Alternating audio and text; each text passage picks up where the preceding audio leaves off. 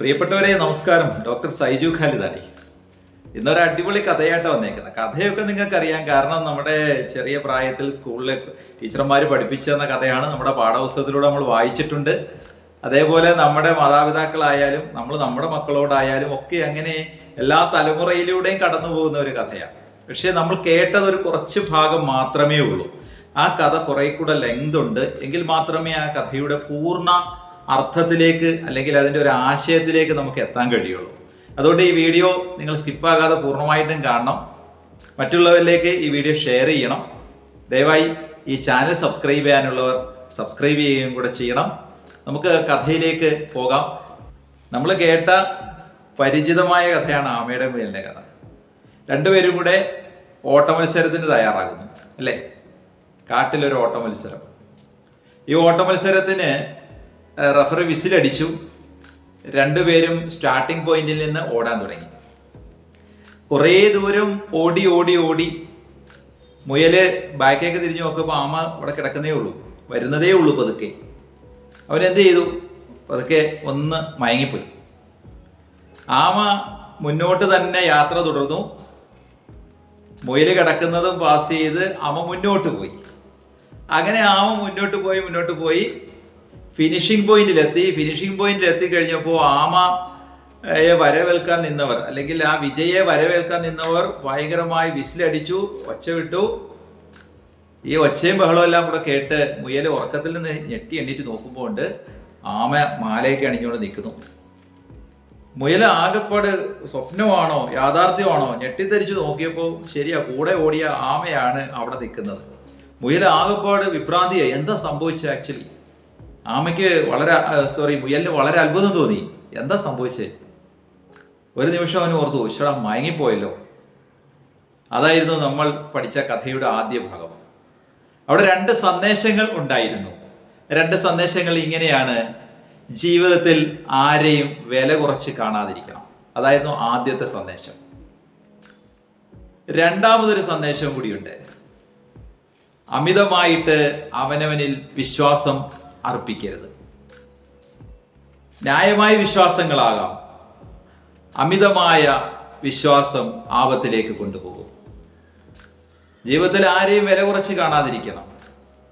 ആരുടെ കയ്യിൽ നിന്നാണ് ഒരു തുള്ളി വെള്ളം വാങ്ങിച്ച് നാം കുടിക്കുക എന്ന് നമുക്ക് ഇപ്പോഴും അറിയില്ല. ഈ അടുത്ത സമയത്ത് പത്രത്തിലൊരു വാർത്ത വന്നിരുന്നു. ഏതോ ഒരു പ്രായം ചെന്ന ഒരു അമ്മ, ആ അമ്മ മകളുടെ വീട്ടിലേക്ക് യാത്ര പോയി. അവിടുന്ന് ഇറങ്ങി മകന്റെ വീട് അഥവാ അമ്മയുടെ കുടുംബ വീട്ടിലേക്ക് അമ്മ വരികയാണ് തിരിച്ച്.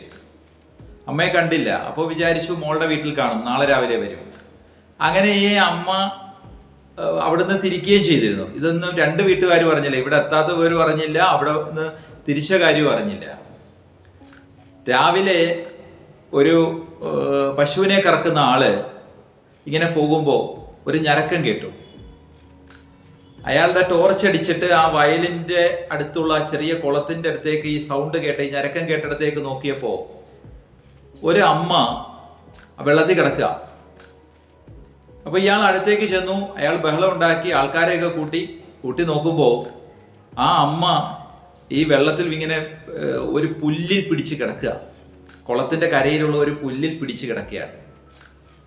അങ്ങനെ അന്വേഷിച്ചപ്പോഴറിയുന്നത് അമ്മ ഈ ചെളി പുരണ്ട ചെരുപ്പ് കഴുകാൻ വേണ്ടി വെള്ളത്തിലേക്ക് ഇറങ്ങിയാണ്. കാല് വഴുതി പോയി വെള്ളത്തിൽ വീണു.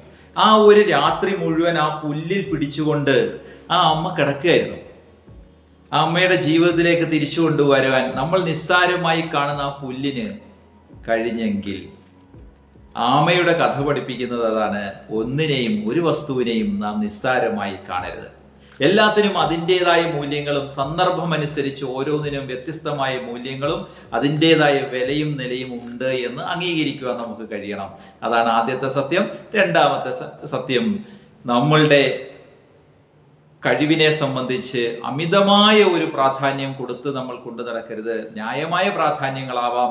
അതിനനുസരിച്ച് നമുക്ക് മുന്നോട്ട് പോകാൻ എപ്പോഴും ഊർജം നൽകുന്നത് നമ്മളുടെ കഴിവാണെങ്കിൽ പോലും ആ കഴിവിലുള്ള പ്രാധാന്യത്തെ ഒരുപാട് പർവ്വതീകരിച്ച് ചിന്തിക്കാതിരിക്കുകയും കൂടെ ചെയ്യണം. ഇതാണ് ആമയുടെ മുയലിൻ്റെയും കഥയുടെ ആദ്യത്തെ ഭാഗം നമ്മൾ പഠിച്ചതും അതിൻ്റെ സന്ദേശവും അതാണ്. ഇനിയാണ് നമ്മൾ കേൾക്കാത്ത രണ്ട് ഭാഗങ്ങൾ വരുന്നത്. രണ്ടാമത്തെ 100 മീറ്റർ, ആദ്യത്തെ 100 മീറ്റർ കഴിഞ്ഞു, രണ്ടാമത്തെ 100 മീറ്റർ ഓട്ടത്തിലേക്ക് പോവുകയാണ്.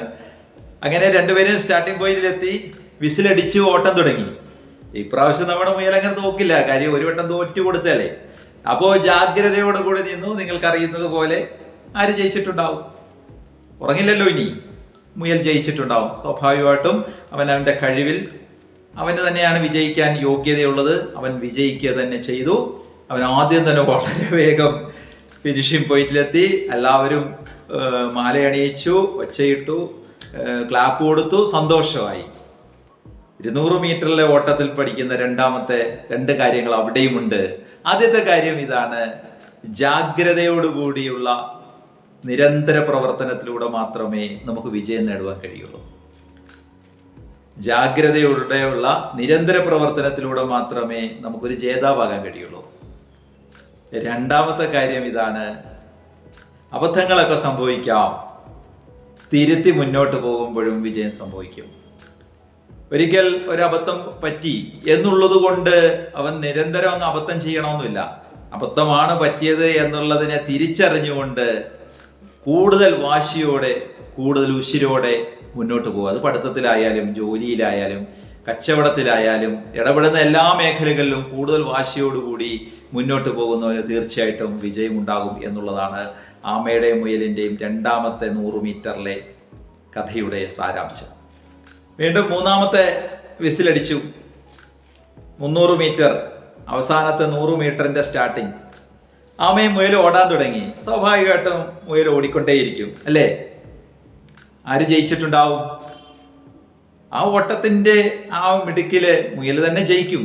അതെ, അങ്ങനെ തന്നെ സംഭവിക്കാൻ പോവുകയാണ്. അങ്ങനെ ഓടിക്കൊണ്ടേയിരുന്നു. മുയൽ വളരെ ഫാസ്റ്റ് ആയിട്ട് ഓടി. പാവ ആമ പതുക്കെ ബാക്കിൽ ഇഴഞ്ഞു വന്നുകൊണ്ടേയിരുന്നു. അങ്ങനെ ഓടി മുയല് ആ 300 മീറ്ററിൽ ഫിനിഷിംഗ് പോയിന്റിലേക്ക് എത്തുന്നതിന് തൊട്ട് മുമ്പ് നോക്കുമ്പോൾ ഉണ്ട് വളരെ വലിയൊരു ചാല്. ഒരു വെള്ളത്തിന്റെ ഒരു ചെറിയ പുഴ പോലെയുള്ള ഒരു സ്ഥലത്ത് എത്തേണ്ടി വന്നു. അത് കഴിഞ്ഞിട്ടാണ് ഫിനിഷിംഗ് പോയിന്റ്. മുയൽ പെട്ടുപോയി. നിരാശയോടെ മുയൽ ഇങ്ങനെ തിരിച്ചു നോക്കി. അവൻ വരുന്നുണ്ട്, നമ്മുടെ കൂടെയുള്ള ഓട്ടക്കാരൻ വരുന്നുണ്ട്, അവനോട് സഹായം ചോദിക്കാം. മുയൽ ഇങ്ങനെ കൈ കാണിച്ചിട്ട് സഹായമൊക്കെ ചോദിച്ചു. അപ്പൊ ആമ കൈവക്കി കാണിച്ചിട്ട് പറഞ്ഞു, വരട്ടടാ, നീ അവിടെ നിൽക്ക്, ഒന്ന് സമാനപ്പെട്, ഞാൻ അങ്ങോട്ട് വരട്ടെ. അങ്ങനെ ആമ പതുക്കെ ഇഴഞ്ഞ് ഈ പുഴയുടെ അടുത്തെത്തി. മുയല് അവിടെ നിരാശനായി നിൽക്കുന്നു. ഉടനെ ആമ പറഞ്ഞു, നിരാശപ്പെടണ്ടടാ, സങ്കടപ്പെടണ്ട, നീ എൻ്റെ മുകളിലേക്ക് കയറ്. അങ്ങനെ മുയലിനെ എടുത്ത് ആമ മുകളിലേക്ക് വെച്ചു. എന്നിട്ട് പതുക്കെ പതുക്കെ പതുക്കെ പതുക്കെ പതുക്കെ പതുക്കെ പതുക്കെ ഈ ആമ ആ വെള്ളത്തിലേക്ക് അങ്ങനെ ഉളിയിട്ട് പതുക്കെ നീന്തി നീന്തി നീന്തി നീന്തി അക്കരെ പിടിച്ചു. രണ്ടുപേരും ഒരേ സമയം ഫിനിഷിംഗ് പോയിന്റിലേക്ക് എത്തുകയും ചെയ്തു. ഒരുമിച്ച് ജയിച്ചു രണ്ടുപേരും. നമ്മൾ ഈ അടുത്ത സമയത്ത് ഒരു വീഡിയോ ധാരാളം പേര് കണ്ടു കഴിഞ്ഞു. ആ വീഡിയോയിൽ ഇങ്ങനെ ഒരു സംഭവമുണ്ട്. അതായത് ഒരു സ്പോർട്സ് ഗ്രൗണ്ടില് കൂടെ ഓടുന്ന ഒരു ഓട്ടക്കാരി, മത്സരാർത്ഥിയാണ്, പക്ഷെ ആ ഓട്ടക്കാരി കുഴഞ്ഞു വീഴുമ്പോൾ കൂടെയുള്ള ഒരു മത്സരാർത്ഥി വന്ന് അവിടെയാണ് മാനുഷികമായ പരിഗണന, എമ്പതി ഒക്കെ വർക്ക് ചെയ്യുന്നത്. ഒരു മത്സരമാണെങ്കിൽ കൂടിയും ഓട്ടത്തിൻ്റെ ഇടയിൽ കുഴഞ്ഞു വീണ ആളിനെ ഒന്ന് ഉയർത്തി നിർത്താൻ, ആ ആളിനെ കൂടെ തോളിൽ കൈയിട്ട് രക്ഷിച്ചു കൊണ്ടുപോയി ഫിനിഷിംഗ് പോയിന്റിലേക്ക് എത്തിക്കാൻ, ഒരുമിച്ച് ജയിക്കുമ്പോൾ കിട്ടുന്ന സന്തോഷം ആസ്വദിക്കാൻ അതെല്ലാവർക്കും പറ്റില്ല, ചിലർക്കേ പറ്റുള്ളൂ. ആമയുടെ മുയലിനെ കഥ പഠിപ്പിക്കുന്ന മൂന്നാമത്തെ ഭാഗത്തിലെ 2 സന്ദേശങ്ങളുണ്ട്. ഒന്ന്, ഏത് സന്ദർഭത്തിലും എമ്പതി വർക്ക് ചെയ്യണം, സഹജീവികളോട് സഹാനുഭൂതിയും കരുണയും കാണിക്കണം. രണ്ടാമത്തെ ഒരു കാര്യമുണ്ട്, ഒരുമിച്ച് ജയിക്കുന്നതിലും സന്തോഷമുണ്ട്. ഞാൻ മാത്രമായി ജയിച്ചാൽ മതി, അത് കുഞ്ഞുനാൾ മുതലേ സ്കൂളിൽ ഇങ്ങനെ കുട്ടികളെയൊക്കെ ഇങ്ങനെ ഇഞ്ചക്ട് ചെയ്ത് വെച്ചിരിക്കുന്ന ഒരു കാര്യമാണ്. നീ ഫസ്റ്റ് ആയിരിക്കണം, നീ ഫസ്റ്റ് ആയിരിക്കണം, നീ ഫസ്റ്റ് ആയിരിക്കണം. അല്ല, എല്ലാവരോടും ഒപ്പം നീയും ജയിച്ച് മുന്നോട്ട് പോകണം. മറ്റുള്ളവരും ജയിക്കാൻ പാടുള്ളവനെയും കൂടെ നീ ജയിപ്പിക്കണം. നിന്റെ കഴിവ് അവർക്കും വേണ്ടിയും കൂടി വിനിയോഗിക്കണം. അങ്ങനെ ഒരുമിച്ച് ജയിക്കുന്നതിലെ സന്തോഷം കൊള്ളാൻ നിനക്ക് കഴിഞ്ഞാൽ അതൊരു വലിയ, ഉള്ളിൽ നിന്ന് വരുന്ന ഒരു വലിയ വികാരമായിരിക്കും, വലിയ സന്തോഷമായിരിക്കും. അതായത് ഒരു ടീം വർക്ക് ചെയ്യുമ്പോൾ, ഒരു കമ്പനിയിൽ പ്രവർത്തിക്കുമ്പോൾ, ഒരു ബിസിനസ് മേഖലയിൽ പ്രവർത്തിക്കുമ്പോൾ, എല്ലാവരും കൂടെ ഒരുമിച്ച് വലിക്കുമ്പോൾ, ഒരു കുടുംബജീവിതത്തിൽ എല്ലാവരും ഒരുമിച്ച് തള്ളുമ്പോൾ, നിങ്ങൾ പഴയ കൈവണ്ടി എന്നൊക്കെ പറയുന്ന സാധനം കണ്ടിട്ടുണ്ടാവില്ലേ? ഒരാൾ വലിക്കുകയും ബാക്കിയുള്ളവർ തള്ളിക്കൊണ്ടേയിരിക്കുകയും ചെയ്യും. ഉന്തുവണ്ടി, കൈവണ്ടി എന്നൊക്കെ പറയും. അതിൻ്റെ ഒരാൾ വലിക്കുകയും മറ്റുള്ള സൈഡിൽ നിന്ന് അതിനെ തള്ളിക്കൊടുക്കുകയും കൂടി ചെയ്യുമ്പോഴാണ് ആ കൈവണ്ടി അതിൻ്റെ ഉദ്ദേശ സ്ഥലത്തേക്ക് വളരെ വേഗം എത്തിച്ചേരാൻ കഴിയുക. അല്ലാതെ ആ വലിക്കുന്നവനെ വെച്ച് മാത്രം വലിപ്പിക്കുകയും മറ്റുള്ളവർ വെറുതെ കൈയും കെട്ടി നിന്നാൽ വളരെ പാടുപെടേണ്ടതായിട്ട് വരും. ലക്ഷ്യത്തിലേക്ക് എത്താൻ ഒത്തിരി സമയം എടുക്കേണ്ടതായിട്ട് വരും. അപ്പോൾ കൂട്ടായ അധ്വാനവും കൂട്ടായ വിജയവും പങ്കിടുന്നതിൽ സന്തോഷിക്കാൻ കഴിയട്ടെ. ഇന്നത്തെ ഈ വീഡിയോ ഷെയർ ചെയ്യാൻ ഉദ്ദേശിച്ച 6 സന്ദേശങ്ങൾ നിങ്ങളുടെ മുന്നിൽ പ്രസന്റ് ചെയ്ത് കഴിഞ്ഞു. നിങ്ങൾക്ക് ഈ വീഡിയോ ഇഷ്ടപ്പെട്ടെങ്കിൽ തീർച്ചയായും മറ്റുള്ളവരിലേക്ക് ഷെയർ ചെയ്യണം. ഒരിക്കൽ കൂടി നമ്മളുടെ ചാനൽ സബ്സ്ക്രൈബ് ചെയ്യാനുള്ളവർ ദയവായി സബ്സ്ക്രൈബ് ചെയ്യുക. Thank you very much.